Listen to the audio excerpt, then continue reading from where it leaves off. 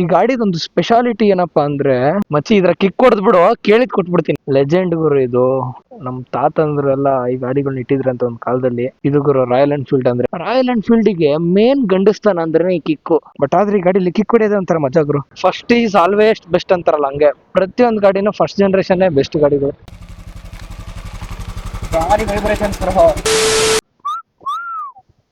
Hello hello. ಈ ಗಾಡಿದೊಂದು speciality ಏನಪ್ಪಾ ಅಂದ್ರೆ ಸ್ವಲ್ಪ ದೂರದಿಂದ ನೋಡಿದ್ರೆ ನಿಮ್ಗೆ ಬ್ಲಾಕ್ ಕಲರ್ ತರ ಕಾಣುತ್ತೆ. ಬಟ್ ಆಕ್ಚುಯಲ್ ಆಗಿ ಹತ್ರ ಹೋದ್ಮೇಲೆ ಗೊತ್ತಾಗೋದು ಇದು ಗ್ರೀನ್ ಕಲರ್ ಅಂತೇಳಿ. ನೋಡ್ರಿ ಏನ್ ಸಖತ್ ಕಾಣಿಸ್ತಾ ಇದೆ ಈ ಕಲರ್. ಈ ಬ್ಯಾಡ್ಜಿಂಗು ಈ ಗೋಲ್ಡ್ ಕಲರ್ ಅಲ್ಲಿ ಲೈನ್ಸ್ ನ ಕೊಟ್ಟಿದಾರಲ್ಲ ಇದು ಸಖತ್ ಮಾಡೋರೆ.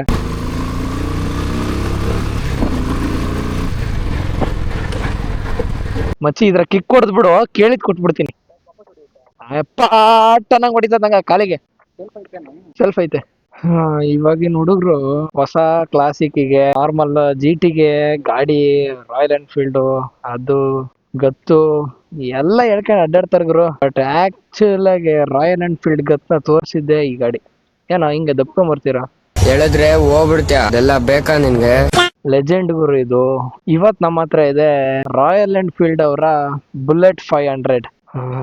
ಬ್ರೋ ಏನ್ ಕ್ಲಾಸಿಕ್ ಆಗಿ ರೆಟ್ರೋ ಫೀಲ್ ಕೊಡ್ತೈತಿ ಹೇಳಿ ಗಾಡಿ ಇದು.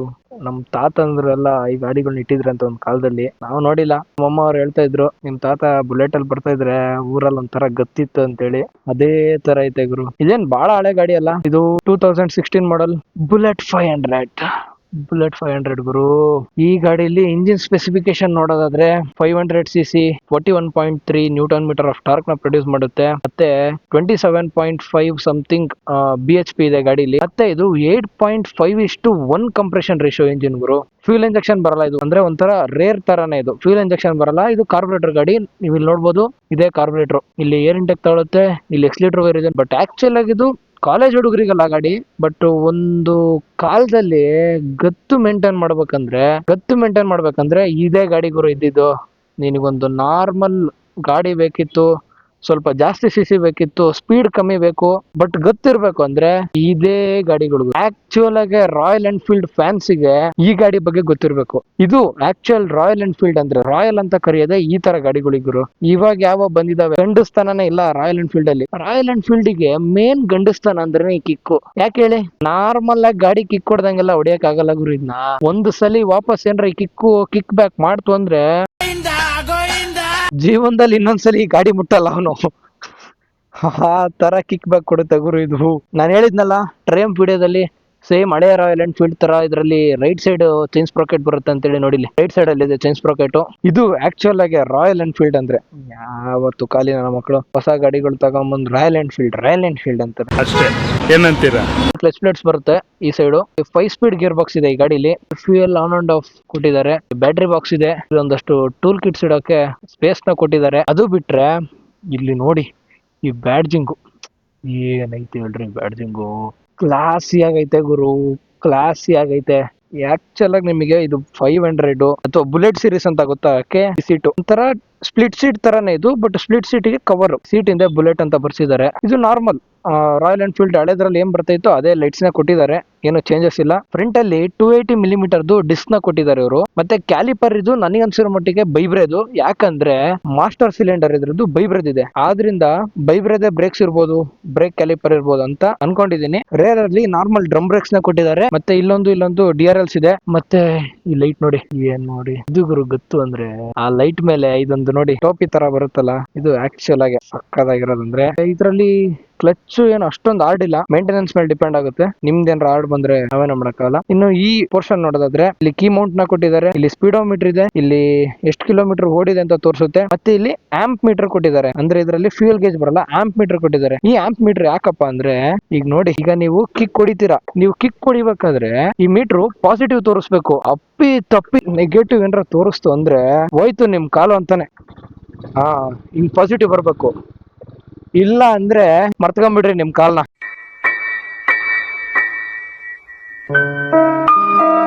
ನನ್ ಪುಣ್ಯ ಗುರು, ನೆಗೆಟಿವ್ ಹೊಡಿಲಿಲ್ಲ. ಫ್ರಂಟ್ ಟೈರ್ಸ್ ನ ನೋಡೋದಾದ್ರೆ 90/90 ಸೆಕ್ಷನ್ 19 ಇಂಚ್ ಟೈರ್ಸ್ ಇದೆ. ರಿಮ್ ಕೂಡ 19 ಇಂಚ್ ಬರುತ್ತೆ. ಇನ್ನು ರೇರ್ ವಿಚಾರಕ್ಕೆ ಬರೋದಾದ್ರೆ 120/80 ಸೆಕ್ಷನ್ ಟೈರ್ಸ್ 18 ಇಂಚ್ ಅಲೈಸ್ ಜೊತೆಗೆ ಬರುತ್ತೆ. ಇನ್ನು ಈ ಗಾಡಿದು ವೀಲ್ ಬೇಸ್ ನ ನೋಡೋದಾದ್ರೆ 1370 ಮಿಲಿಮೀಟರ್, ಸ್ವಲ್ಪ ಲಾಂಗ್ ವೀಲ್ ಬೇಸ್ ಈ ಗಾಡಿದು. ಸ್ವಲ್ಪ ಒಂಥರ ಲಾರಿ ಹೊಡೆದಂಗೆ ಆಗುತ್ತೆ ಬೈಕ್ನೆ. ಪರವಾಗಿಲ್ಲ, ಮ್ಯಾನೇಜ್ ಮಾಡ್ಬೋದು. ನಾರ್ಮಲ್ ಗಾಡಿಗಳ ತರ ಸಣ್ಣ ಪುಟ್ಟ ಇದ್ರಲ್ಲೆಲ್ಲ ಎಳ್ದಾಡಕ್ಕಾಗಲ್ಲ. ಸೀಟ್ ಹೈಟ್ ನೋಡೋದಾದ್ರೆ 1080 ಮಿಲಿಮೀಟರ್ಸ್ ಇಂದ 1110 ಮಿಲಿಮೀಟರ್ಸ್ ವರೆಗೂ ಮ್ಯಾನೇಜ್ ಮಾಡ್ಬೋದು ಗುರು, ಎಲ್ಲರೂ ಮ್ಯಾನೇಜ್ ಮಾಡ್ಬೋದು. ಮೇನ್ ಈ ಗಾಡಿಗೆ ಒಳ್ಳೆ ಪರ್ಸನಾಲಿಟಿ ಇರೋರಾಗಿದ್ದು, ಒಂದು ಮೀಡಿಯಂ ಹೈಟ್ ಇದ್ರೆ ಏನ್ ಕಾಣಿಸ್ತಾರೆ ಗೊತ್ತಾ ಈ ಗಾಡಿಲಿ. ಆ ಗಾಡಿಲಿ ಒಂದು ಒಳ್ಳೆ bell button pant, retro shirt ಹಾಕೊಂಡು ಕಂಪ್ಲೀಟ್ ರೆಟ್ರೋ ತರ ಕಾಲೇಜ್ಗೆ ಹೋಗ್ತಾ ಇದ್ರೆ ಈ ಗಾಡಿಲಿ ಎಲ್ಲ ತಿರುಗ್ ನೋಡ್ತಾ ಇರ್ತಾರೆ. ಆಸಿ ಲುಕ್ ಅಲ್ಲಿ ಐತೆ ಗುರು ಇದು ಗಾಡಿ. ಹೊಡಿಯೋಕ್ಕೂ ಅಷ್ಟೇ ಏನ್ ಕ್ಲಾಸಿಕ್ ಆಗೈತೆ ಗೊತ್ತಾ, ಒಳ್ಳೆ ರೆಟ್ರೋ ಫೀಲ್ ಕೊಡ್ತೈತೆ. ಫ್ಯೂಯಲ್ ಕೆಪಾಸಿಟಿ ನೋಡೋದಾದ್ರೆ ಈ ಗಾಡಿಲಿ 13.5 to 14.5 ಲೀಟರ್ ತನಕ ಫ್ಯೂಯಲ್ ಕೆಪಾಸಿಟಿ ಇದೆ ಈ ಗಾಡಿಲಿ. ಮೈಲೇಜು ಮೇನ್ ಏನಂದ್ರೆ ಕಿಕ್ ಹೊಡಿಯಕ್ ಆಗ್ಲಿಲ್ಲ ಅಂದ್ರೆ ಶೆಲ್ಫ್ ನ ಕೊಟ್ಟಿದ್ದಾರೆ. ಸೆಲ್ಫ್ ಸ್ಟಾರ್ಟ್ ಕೂಡ ಇದೆ ಈ ಗಾಡಿಲಿ. ಇಲ್ಲಿ ಆರಾಮ್ ಇದೆ, ಲೌಡ್ ಆಗಿದೆ ಗುರು. ಫ್ರಂಟ್ ಸಸ್ಪೆನ್ಷನ್ ನೋಡೋದಾದ್ರೆ ಇದು ನಾರ್ಮಲ್ ಸಸ್ಪೆನ್ಷನ್, ಮೇಲ್ಗಡೆ ಕ್ಯಾಪ್ ನ ಕೂರಿಸಿದಾರೆ ಅಷ್ಟೇ ಇವರು. ಅಲ್ಲಿ ಇವರು ಎರಡು ಸೈಡು ಎಂಡ್ಯೂರೆನ್ಸ್ ಸಸ್ಪೆನ್ಷನ್ ನ ಕೊಟ್ಟಿದ್ದಾರೆ. ಇನ್ನು ಈ ಗಾಡಿದು ಕ್ರಬ್ ವೇಟ್ ನ ನೋಡೋದಾದ್ರೆ 186 to 197 kgs ತನಕನೂ ಬರುತ್ತೆ. ನಾರ್ಮಲ್ ಆಗಿ ಅನಿಸ್ತಾ ಇದೆ, ಅಷ್ಟೊಂದೇನು ವೇಟ್ ಫೀಲ್ ಆಗಲ್ಲ, ಅಷ್ಟು ಚೆನ್ನಾಗಿ ವೇಟ್ ಡಿಸಿಪೇಷನ್ ಮಾಡಿದ್ದಾರೆ. ಮತ್ತೆ ಚಾರ್ಸಿ ನೋಡ್ಬೋದು, ಇಲ್ಲಿ ಸಿಂಗಲ್ ಫ್ರೇಮ್ ಅಷ್ಟೇ ಬಂದಿರೋದು ಇಲ್ಲಿಂದ ಇಲ್ಲಿ ತನಕ. ಇದರಲ್ಲಿ ಹ್ಯಾಂಡ್ ಲಾಕ್ ಇಲ್ಲಿ ಬರಲ್ಲ, ಇದು ಬರೀ ಕೀ ಆನ್ ಅಂಡ್ ಆಫ್ ಅಷ್ಟೇ. ಹ್ಯಾಂಡಲ್ ಲಾಕ್ ನ ನಾವು ಇಲ್ಲಿ ಮಾಡ್ಬೇಕು ಇಷ್ಟೇ. ನೋಡಿ ಈಗ ಬರಲ್ಲ. ಎಕ್ಸಾಸ್ಟ್ ನೋಟ್ ನ ಕೇಳೋಣ ಒಂದ್ಸಲಿ. ಬಟ್ ಆದ್ರೆ ಈ ಗಾಡಿ ಕಿಕ್ ಹೊಡೆಯೋದೇ ಒಂಥರ ಮಜಾ ಗುರು. ಯಾಕೆ ಬೇಕು, ವಾಪಸ್ ಹೊಡೆದಿತ್ತು. ನೋಡೋಣ, ಇನ್ನೊಂದ್ಸಲಿ ಟ್ರೈ ಮಾಡೋಣ. ಓ, ಕಿಲ್ ಸ್ವಿಚ್ ಆನ್ ಮಾಡಿಲ್ಲ.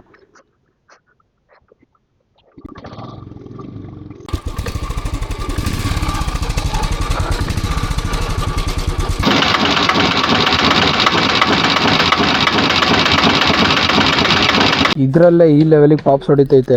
ಇನ್ನೇನಾದ್ರೂ ಶಾರ್ಟ್ ಬಟಲ್ ಹಾಕ್ಸ್ಬಿಟ್ರೆ ಇದಕ್ಕೆ ನೋಡ್ರಿ ಹಿಂಗೆ.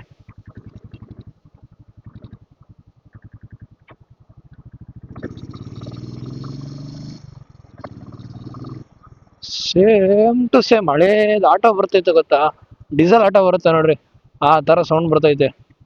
ರಾಯಲ್ ಎನ್ಫೀಲ್ಡ್ ಡೀಸೆಲ್ ವೇರಿಯಂಟು ಇದೇ ಸೌಂಡೇ ಬರೋದು. ಕ್ರೇಜಿ.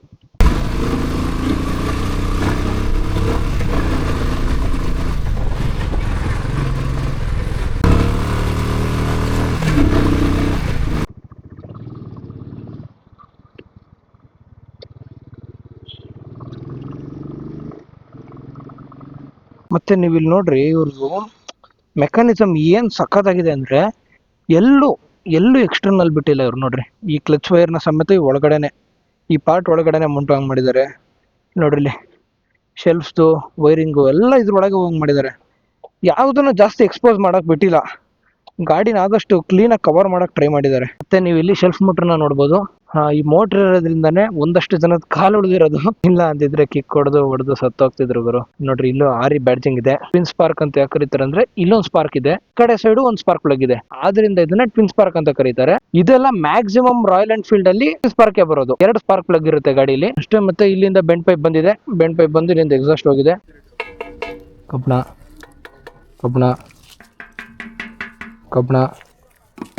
ಇದೊಂದು ಫೈಬರು, ಇದು ಫೈಬರ್, ಇದು ಕಬ್ಣ, ಇದು ಕಬ್ಣನೇ,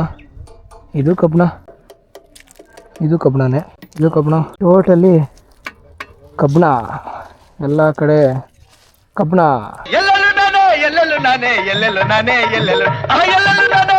ಏನ್ ಹೇಳಿ, ನನಗೊಂಥರ ಆಟ ಈ ಗಾಡಿನ ಕಿಕ್ ಹೊಡೆದೇ ಸ್ಟಾರ್ಟ್ ಮಾಡ್ಬೇಕಂತೇಳಿ. ಆಯ್ತು, ಆಮೇಲೆ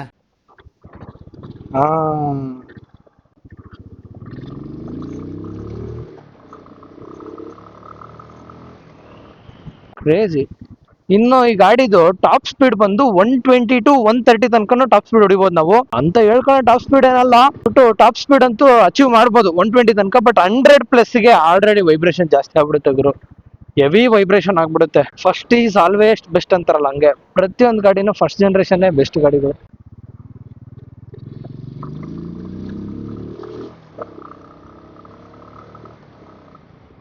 ಬ್ರೇಕಿಂಗ್ ಸಖತ್ತಾಗೈತೆ ಗುರು ಇದು.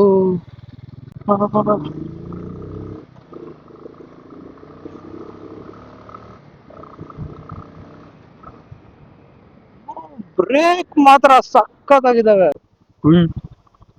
ಹೋಗಿದ್ದೆ ಬಟ್ ಹೆವಿ ಕಾಲು ಕೈ ಎಲ್ಲ ನೋವು ಬರ್ತಾವ ಗುರು ಇದು ಹ್ಯಾಂಡ್ಲ್ ಮಾಡೋಷ್ಟೊತ್ತಿಗೆ. ಸುಮ್ಮನೆ ಒಂದ್ಸಲಿ ಈಗ ಇದ್ರದ್ದು ಬೀಟ್ನ ಕೇಳಿಸ್ಕೊಳ್ಳಿ ಸಾಕು.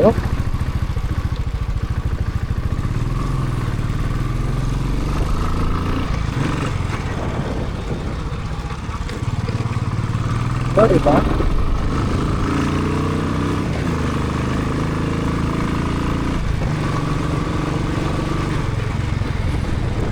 ಇಷ್ಟೇ. ಹಂಗ್ ಮಾಡಿ ಎಕ್ಸ್ಲೇಟರ್ ಕೊಡ್ಬೇಡ ಅಲ್ಲಿ. ಇಲ್ಲಿ ಸ್ವಿಚ್ ಆಫ್ ಮಾಡಿದ್ದೀನಿ ಅಷ್ಟೇ. ಒಂದ್ 2-3 ಸಲ ಅಭ್ಯಾಸ ಆಗ್ಬಿಡ್ತದೆ.